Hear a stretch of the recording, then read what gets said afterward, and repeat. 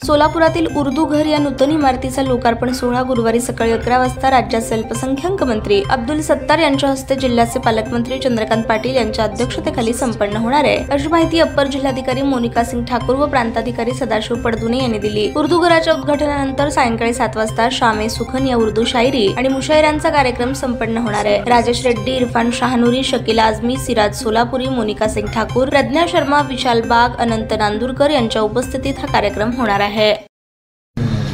7 मार्च 2024 रोजी उर्दू घरचं उद्घाटन करण्यात येणार आहे आणि सकाळी 11 वाजता हा कार्यक्रम उर्दू घर येथे संपन्न होणार आहे। या कार्यक्रमाला माननीय अल्पसंख्याक विभागाचे मंत्री महोदय उपस्थित राहणार आहेत, तसेच जिल्ह्याचे पालकमंत्री महोदय सुद्धा उपस्थित राहणार आहेत आणि या कार्यक्रमानंतर संध्याकाळी तिथे गायनाचा कार्यक्रम होणार आहे।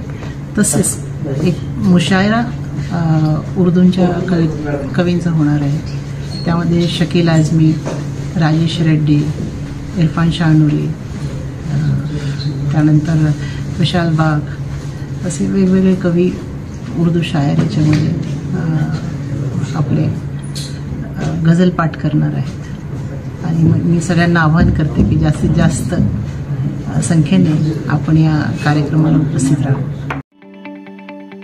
ताज्या बातम्या पाहण्यासाठी प्राईम महाराष्ट्र न्यूज चॅनलला सबस्क्राईब करा।